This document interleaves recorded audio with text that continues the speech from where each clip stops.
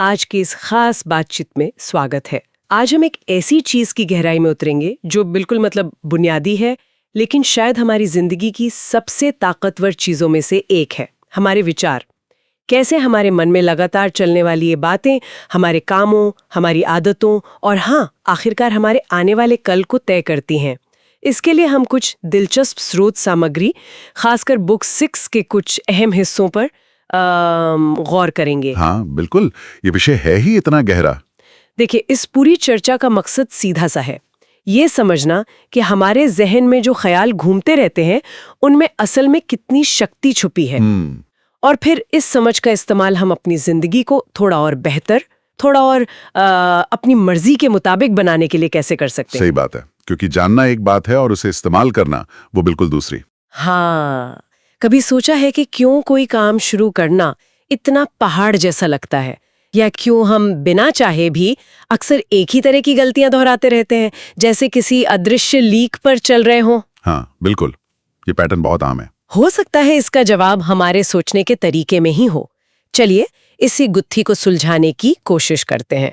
पहली बात जो किताब साफ करती है वो ये कि हमारा हर काम, चाहे वो बोलना हो, कोई फैसला लेना हो या बस हिलना डुलना, कहीं ना कहीं एक विचार से ही शुरू होता है। हाँ, मतलब वो एक बीज की तरह है, कह सकते हैं। हर एक्शन का बीज। और इन विचारों पर ध्यान देना ये कोई शौक की बात नहीं है।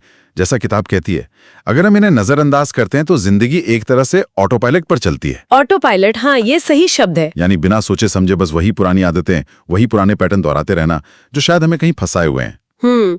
लेकिन जैसे ही हम इन पर गौर करना शुरू करते हैं, हमें समझ आने लगता है कि हम जो कर रहे हैं वो क्यों कर रहे हैं। बिल्कुल, वो क्यों पता चलना बहुत जरूरी है।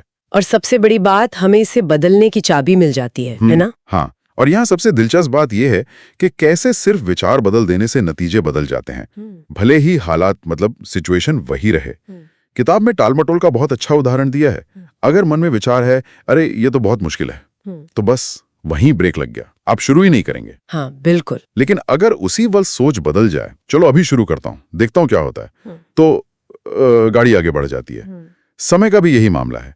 जो इंसान लगातार सोचता है मेरे पास वक्त ही नहीं है, वो हमेशा तनाव और भागदौड़ में रहता है, महसूस करता है। लेकिन जो सोचता है जरूरी चीजों के लिए मैं वक्त निकालूंगा, वो ज्यादा शांत रहता है, प्राथमिकताएं तय कर पाता है और शायद कम चिंता में ज्यादा काम कर लेता है। सोच का फर्क देखिए, नतीजे कितने अलग हैं। हाँ, ये वाकई सोचने वाली बात है। और किताब ये भी इशारा करती है कि बहुत से लोग इस कनेक्शन को देख ही नहीं पाते। उन्हें लगता है कि उनके काम बस यूं ही हो रहे, या शायद बाहरी हालात उन्हें मजबूर कर रहे हैं। हाँ, ब्लेम गेम, बाहर दोष देना आसान लगता है। वो ये मानने को तैयार ही नहीं होते कि शुरुआत उनके अपने विचारों से हुई थी, नतीजा वो बार बार वही गलतियां करते हैं। ऐसा नहीं कि उनमें अक्ल की कमी है, नहीं, बिल्कुल नहीं, बल्कि वो असली जड़ यानी अपने विचारों को देख ही नहीं पा रहे। इसीलिए एक आसान सा सुझाव दिया गया है। कोई भी काम करने से ठीक पहले बस 1 सेकंड के लिए रुकें और खुद से पूछें, इस वक्त मेरे दिमाग में कौन सा विचार चल रहा है जो मुझे ये करने को कह रहा है। रुकना और पूछना। हाँ, अगर विचार है मैं इसके लिए तैयार नहीं हूं, तो उसे पहचानते ही आप उसे चुनौती दे सकते हैं। आप पूछ सकते हैं, क्या ये सच है या बस एक डर? बिना पहचाने तो हम बस उसके हुक्म के गुलाम बन जाते हैं। सही बात है। इसी तरह जब कोई अच्छा, हिम्मत देने वाला विचार आए तो उसे पहचानना अगली बार उसे जानबूझकर दोहराने में मदद करता है। और जब किसी को यह एहसास होता है कि वो सिर्फ जिंदगी पर रिएक्ट नहीं कर रहा, बल्कि अपने विचारों से उसे दिशा दे रहा है, तो अंदर से एक आत्मविश्वास जगता है। वो खुद को हालात का मारा यात्री नहीं, बल्कि एक जागरूक ड्राइवर महसूस करने लगता है। और ये सिर्फ 1-2 कामों की बात नहीं है ना? इसका असर तो बहुत गहरा और लंबा होता है। ये हमारी आदतें बनाता है, हमारे चरित्र को गढ़ता है।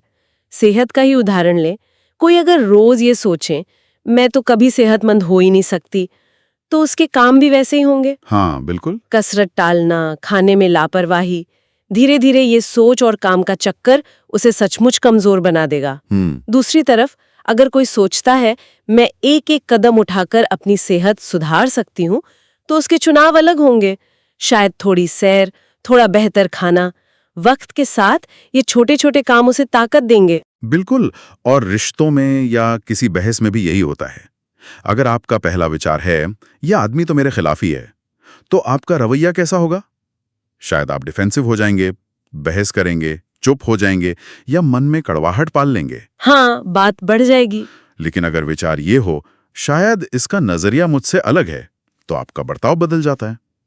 आप सुनने की कोशिश करते हैं, बात करने का रास्ता ढूंढते हैं, शायद कोई बीच का रास्ता निकल आए।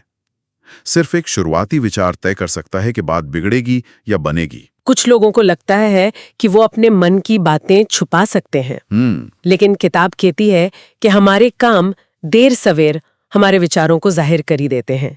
कोई अगर मन ही मन सोचता है कि मैं किसी लायक नहीं हूं, तो ये चीज उसके आत्मविश्वास में, उसके बात करने के ढंग में, बॉडी लैंग्वेज में भी, हाँ, बॉडी लैंग्वेज में भी, यहाँ तक कि वो कैसे मौकों को पकड़ता या छोड़ता है, उसमें झलकने लगती है।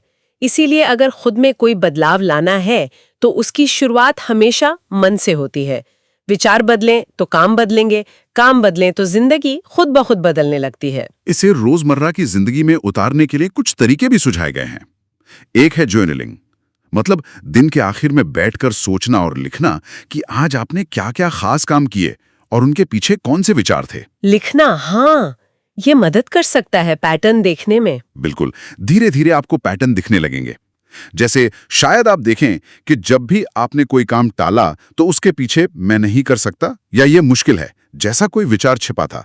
दूसरा तरीका है माइंडफुलनेस, यानी अपने विचारों और भावनाओं पर पल भर के लिए ध्यान देना, बिना उन्हें सही गलत ठहराएं।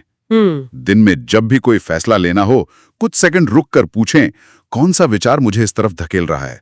शुरू में शायद थोड़ा अजीब लगे, पर आदत पड़ने पर यह बहुत मददगार हो सकता है। और ये बातें सिर्फ निजी जिंदगी तक ही सीमित नहीं है, हमारे काम की जगह पे, दफ्तर में भी यही सिद्धांत लागू होता है। हाँ बिल्कुल, प्रोफेशनल लाइफ में भी। तरक्की और ठहराव के बीच का फर्क अक्सर इसी बात पर टिका होता है कि हमारे कामों के पीछे सोच कैसी है। कोई अगर लगातार सोचता है मुझ में लीडर बनने की काबिलियत नहीं है, तो वो उन मौकों से कतराएगा जहां उसे जिम्मेदारी लेनी पड़े। हाँ, वो खुद ही पीछे हट जाएगा। दूसरी तरफ जो सोचता है मैं लीडरशिप सीख सकता हूं, वो चुनौतियों को स्वीकार करेगा और आगे बढ़ेगा। हो सकता है दोनों ने शुरुआत एक ही जगह से की हो, पर उनके रास्ते अलग हो जाएंगे, सिर्फ उनकी सोच और उस सोच से पैदा हुए कामों की वजह से। और जब मुश्किलें आती हैं, तब तो विचारों का असर और भी साफ दिखता है। मान लीजिए कोई मुश्किल प्रोजेक्ट है, अगर विचार आता है ये तो बेकार है, मुझसे नहीं होगा, तो आदमी हिम्मत हार जाता है, छोड़ देता है। हाँ, गिव अप कर देता है। लेकिन अगर विचार आता है, हाँ ये मुश्किल जरूर है, पर इसे करना जरूरी है और मैं कर सकता हूं, तो वही इंसान लगा रहता है। कमाल की बात यह है कि एक ही मुश्किल हालात में ये दोनों ही विचार मुमकिन है। आप किस विचार पर ध्यान देते हैं और किसे अपनाते हैं, वही तय करेगा कि आप आगे बढ़ेंगे या पीछे हटेंगे। किताब इस बात पे भी जोर देती है कि इस पूरी प्रक्रिया को नजरअंदाज करने की कीमत चुकानी पड़ती है। जो लोग अपने विचारों पर ध्यान नहीं देते, वो अक्सर खुद को ऐसे चक्रों में फंसा हुआ पाते हैं जिन्हें वो समझ नहीं पाते। हाँ, वो विक्टिम मोड में चले जाते हैं। वो कहते हैं पता नहीं मैं बार बार ऐसा क्यों कर देती हूँ। वजह अक्सर यही होती है, वो कभी रुककर ये देखते ही नहीं कि उस काम के ठीक पहले उनके मन में क्या चल रहा था। और बिना देखे बदलाव कैसे आएगा? हाँ, लेकिन जिस पल आप नोटिस करना शुरू करते हैं, आप लाचार नहीं रहते, आपको जड़ का पता चल जाता है और उस जागरूकता से आपको अलग तरह से काम करने की आज़ादी मिलती है। बिल्कुल, और ये अभ्यास हमारी भावनात्मक समझदारी, जिसे इमोशनल इंटेलिजेंस भी कहते हैं, उसे भी बढ़ाता है। अपने विचारों को काम करने से पहले पकड़ने से हम खुद को बेहतर समझने लगते हैं। हमें पता चलता है कि हमारे गुस्से, डर या हिचकिचाहट के पीछे कौन से विचार हैं। अपने ट्रिगर्स को समझना। हाँ, अपने ट्रिगर्स को। फिर हम उन ट्रिगर्स के लिए तैयार रह सकते हैं और ज्यादा समझदारी से रिएक्ट कर सकते हैं। और ये समझ सिर्फ अपने लिए नहीं, दूसरों के लिए भी बढ़ती है। जब हम ये महसूस करते हैं कि हर किसी के काम के पीछे उसके अपने विचार होते हैं, तो हमारे अंदर ज्यादा सब्र और हमदर्दी पैदा होती है। तो कुल मिलाकर इसका निचोड़ क्या निकलता है? यही कि हमारे आने वाले कल की बागडोर काफी हद तक इस बात पर निर्भर करती है कि हम आज अपने विचारों को कितनी सजगता से चुनते हैं और उन पर कितना ध्यान देते हैं। हमारे विचार ही हमारी जिंदगी की गाड़ी के ड्राइवर हैं। उन्हें अनदेखा करना मतलब गाड़ी को किस्मत के भरोसे छोड़ देना। उन पर ध्यान देना मतलब स्टीयरिंग व्हील अपने हाथ में लेना।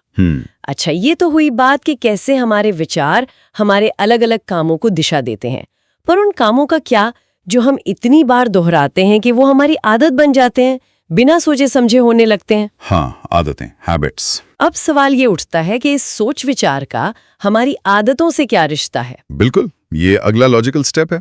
आदतें बनती कैसे हैं, पहले ये समझना जरूरी है। एक विचार आता है, हम उसे दोहराते हैं, वो काम में बदलता है और फिर धीरे धीरे वो इतना पक्का हो जाता है कि हमें सोचना भी नहीं पड़ता। हाँ, ऑटोमेटिक हो जाता है। ऑटोमेटिक, बिल्कुल। जैसे बस 5 मिनट आराम कर लो, ये ख्याल अगर रोज आए और हम मान लें तो देखते देखते ये घंटों की बर्बादी वाली आदत बन सकता है। वहीं चलो बस 10 मिनट एक्सरसाइज कर लेता हूं, ये ख्याल अगर रोज दोहराया जाए तो सेहतमंद जिंदगी की आदत बन सकता है। दिक्कत तब आती है जब लोग आदत बदलना चाहते हैं पर अपनी सोच नहीं बदलते। हाँ। वो जबरदस्ती कोई काम करने की कोशिश करते हैं, जबकि मन ही मन वही पुरानी कैसेट बज रही होती है, मुझे ये पसंद नहीं, ये मुझसे नहीं होगा। हाँ, अंदर से रेजिस्टेंस होती है। बिल्कुल। फिर हैरान होते हैं कि कोशिश नाकाम क्यों हो गई। हाँ। जवाब सादा है, अगर बुनियाद यानी सोच ही गलत है तो उस पर आदत की इमारत टिकेगी कैसे? हाँ, ये अपने मन की भाषा पर ध्यान देना वाकई बहुत जरूरी है। मान लीजिए कोई सुबह जल्दी उठना चाहती है, पर अंदर ही अंदर वो मानती है मैं तो हूं ही लेट उठने वाली। ये सेल्फ लेबलिंग। तो ये सोच हर कोशिश पर पानी फेर देगी। इसकी जगह अगर वो सोचे मैं रोज थोड़ा जल्दी उठकर अपने दिन की अच्छी शुरुआत करने की आदत डाल रही हूँ, तो बात बन सकती है। कोई सेहतमंद खाना चाहता है पर सोचता है डाइट तो मुझसे कभी होती ही नहीं, तो वो पहले ही हार मान चुका है। हाँ, पहली डिफीट मान ली। बेहतर सोच क्या होगी? आज मैं खाने का एक बेहतर चुनाव कर सकती हूँ। हम किसी आदत के बारे में कैसे सोचते हैं, यही तय करता है कि हम उसे निभा पाएंगे या नहीं। और किताब एक और गहरी बात कहती है, हमारी आदतें हमारी पहचान से जुड़ी होती हैं। हम अपने बारे में जो मानते हैं वही हमारे रोजमर्रा के कामों में ढल जाता है। पहचान, आइडेंटिटी। हाँ, आइडेंटिटी। अगर कोई मन ही मन खुद को आलसी मानता है तो वो अनजाने में ऐसी ही हरकतें करेगा जो इस बात को साबित करें। अगर कोई खुद को अनुशासित मानने लगे तो वो ऐसे काम करेगा जो इस पहचान को मजबूत करें। अच्छा, यानी हम अपने मन में जिस पहचान को अपनाते हैं, हमारी आदतें धीरे धीरे उसके मुताबिक ढल जाती हैं। मैं अनुशासन सीख सकता हूं, ये विचार शायद छोटा लगे पर यह पहचान को बदलना शुरू करता है और आदतें फिर उसी बदली हुई पहचान के पीछे चलने लगती हैं। और ये बेहतर सोच हमें सिर्फ आदत बनाने में ही नहीं बल्कि मुश्किलों से उभरने में भी मदद करती है। देखिए, कोशिश करने पर भी कभी कभी चूक हो ही जाती है। हाँ, बिल्कुल, स्लिप अप्स होते हैं। मान लीजिए एक दिन कसरत छूट गई या पुरानी बुरी आदत की तरफ कदम बढ़ गए। अगर उस वक्त सोच हावी हो गई, देखा मैं तो फेल हो गई, अब सब खत्म, तो आदमी वहीं हार मान लेता है, वहीं पर क्विट कर देता है। लेकिन अगर सोच ये हो चलो कोई बात नहीं, आज चूक गया, कल फिर से शुरू करूंगा, तो वो पटरी पर वापस आ जाता है। सिर्फ एक सोच तय कर सकती है कि आदत बचेगी या टूट जाएगी। बिल्कुल। अगर हम इसे बड़ी तस्वीर में देखें तो साफ है कि आदतें असफलता से नहीं टूटती, वो हार मानने से टूटती हैं। और हार मानने की शुरुआत लगभग हमेशा एक गलत निराशावादी सोच से होती है। ये बहुत जरूरी पॉइंट है। इसीलिए किसी नई मददगार सोच को बार बार दोहराना इतना जरूरी है। हर बार जब आप नए तरीके से सोचते हैं तो आप दिमाग में एक नया रास्ता बनाते हैं, न्यूरल पाथवे। जितनी बार आप उस रास्ते पे चलेंगे वो उतना ही मजबूत होता जाएगा और आखिरकार पुराने कमजोर करने वाले रास्ते की जगह ले लेगा। लिखने की आदत डालना चाहती हैं तो पहले उन विचारों को पहचानिए जो आपको रोकते हैं, जैसे मेरे पास लिखने को कुछ है ही नहीं या मेरा लिखा कौन पढ़ेगा। हाँ, वो रोकने वाले विचार, लिमिटिंग बिलीव्स। फिर इन्हें नए ताकत देने वाले विचारों से बदलिए, जैसे हर दिन थोड़ा लिखने से मैं बेहतर बनूंगी या मैं अपने विचारों को दर्ज कर रही हूँ। इन नए विचारों को रोज दोहराइए, खासकर लिखने बैठने से ठीक पहले। इसमें विजुअलाइजेशन यानी मन ही मन खुद को सफलतापूर्वक वो आदत निभाते हुए देखना भी बहुत मदद करता है। हाँ, विजुअलाइजेशन। जब आप खुद को कामयाबी से वो काम करते हुए देखते हैं तो आपका दिमाग मैं ये कर सकता हूँ वाले विचार का अभ्यास करता है। ये मानसिक अभ्यास असल में काम करते वक्त चीजों को आसान बना देता है। और हाँ, बेहतर सोच आदतों को सिर्फ मुमकिन ही नहीं बनाती बल्कि उन्हें ज्यादा सुखद भी बना सकती है। अच्छा, सुखद कैसे? देखिए, अगर कसरत के बारे में सोच है ये कितना बोरिंग है तो वो बोझ लगेगी। अगर सोच है इससे मुझे ताकत मिल रही है तो शायद उसमें मजा आने लगे। हमारी भावनाएं अक्सर हमारे विचारों के पीछे ही चलती हैं। हाँ, मतलब ये कोई हवाई किले बनाने वाली बात नहीं है। नहीं, बिल्कुल नहीं, बल्कि यथार्थवादी ताकत देने वाली सोच की बात है। मैं सीख सकती हूँ, छोटे कदम भी मायने रखते हैं, अभ्यास से सुधार होता है, ये सब सच है और यही हमें आगे बढ़ाते हैं। किताब का तर्क है कि लोग आदतों में इसलिए फेल नहीं होते कि उनमें इच्छा शक्ति नहीं है, हाँ, विल पावर की कमी नहीं, बल्कि इसलिए कि उन्होंने उन आदतों को सहारा देने के लिए सही विचार नहीं बनाए। जब सोच और काम एक सीध में आ जाते हैं तो सफर आसान हो जाता है। बिल्कुल, अलाइनमेंट, सोच और एक्शन का अलाइनमेंट। और अब आते हैं आखिरी लेकिन शायद सबसे अहम पड़ाव पर, हमारा भविष्य। हमने देखा कि विचार कामों को जन्म देते हैं, काम आदतों को बनाते हैं। किताब कहती है कि हमारा भविष्य कोई अचानक से आसमान से नहीं टपकता। वो तो अभी इसी पल हमारे चुने हुए विचारों से लगातार बन रहा है। हमारा हर सपना, हर डर, हर कामयाबी, सबकी जड़ कहीं ना कहीं हमारे मन में ही है। ये एक बड़ा सवाल खड़ा करता है, क्या हमारा भविष्य किस्मत या संयोग के भरोसे है? किताब का तर्क है कि नहीं, इस पर हमारा नियंत्रण उससे कहीं ज्यादा है जितना हम सोचते हैं। नियंत्रण, कंट्रोल। हाँ, कंट्रोल। ये नियंत्रण आता है उन छोटे छोटे फैसलों से जो हम रोज लेते हैं, और वो फैसले हमारे सोचने के तरीके से तय होते हैं। जरा पीछे मुड़कर देखिए, जिन मौकों पर हमें यकीन था कि हम कर सकते हैं, हमने हिम्मत दिखाई। जिन मौकों पर शक हावी हो गया, हम पीछे हट गए।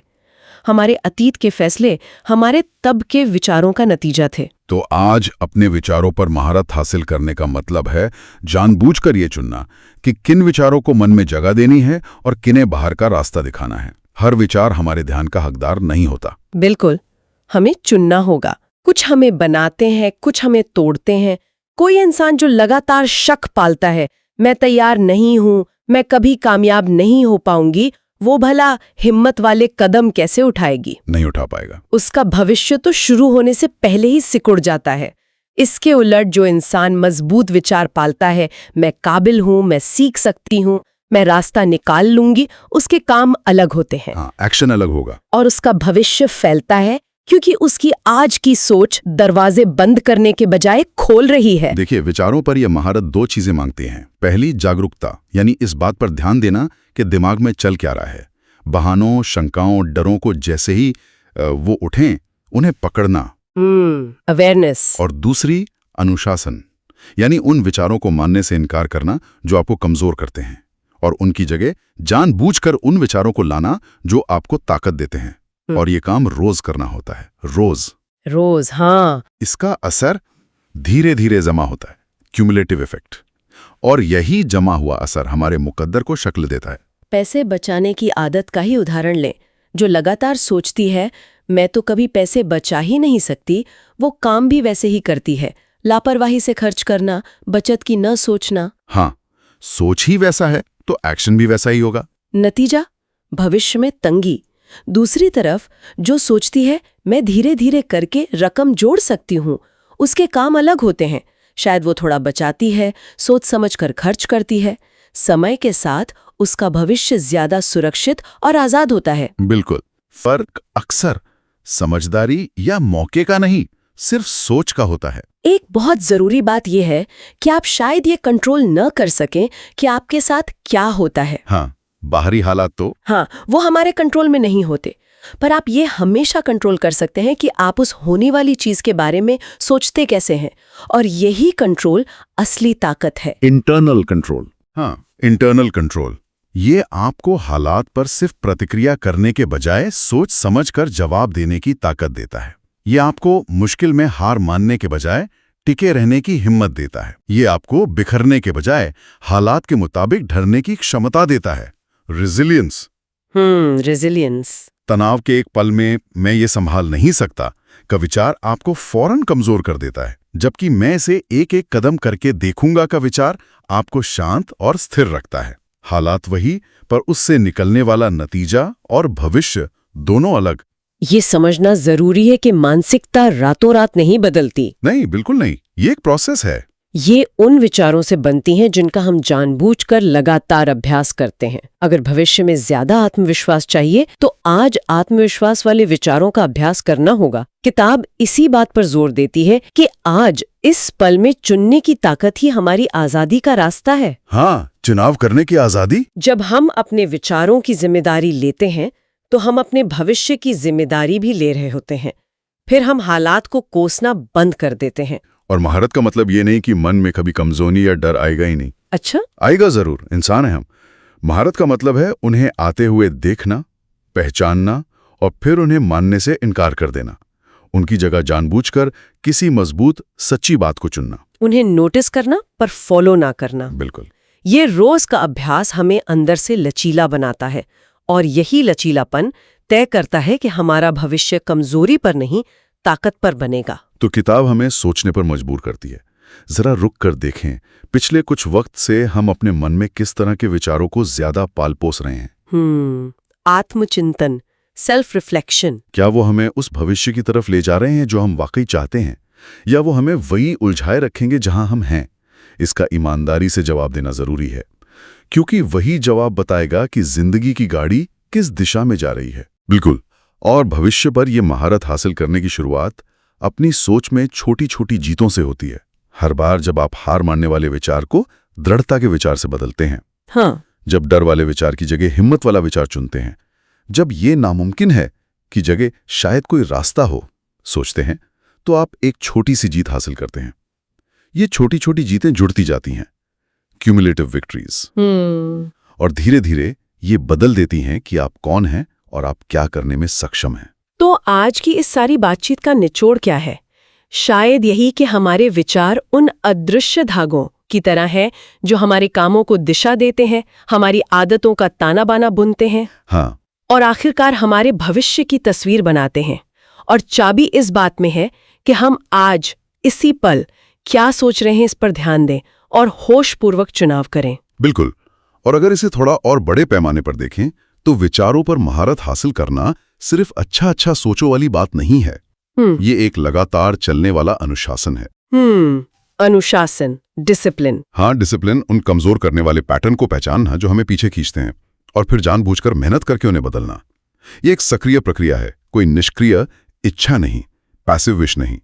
और यही सक्रिय प्रक्रिया उस भविष्य का रास्ता बनाती है जिसे हम पाना चाहते हैं। और जाते जाते एक ख्याल आपके सोचने के लिए छोड़ जाते हैं। अगर हमारे सचेत यानी जिन पर हमारा ध्यान है वो विचार इतने ताकतवर हैं, तो उन अर्धचेतन या अवचेतन विचारों का क्या जो हमारे दिमाग में पृष्ठभूमि में चलते रहते हैं, जिन पर हमारा ध्यान भी नहीं जाता, सबकॉन्शियस थॉट्स, वो हमारी जिंदगी के सफर को कैसे प्रभावित कर रहे होंगे, खासकर उन पलों में जब हम पूरी तरह सजग नहीं होते। यह वाकई बहुत गहरा सवाल है सोचने के लिए। इस गहरी पड़ताल में हमारे साथ शामिल होने के लिए धन्यवाद।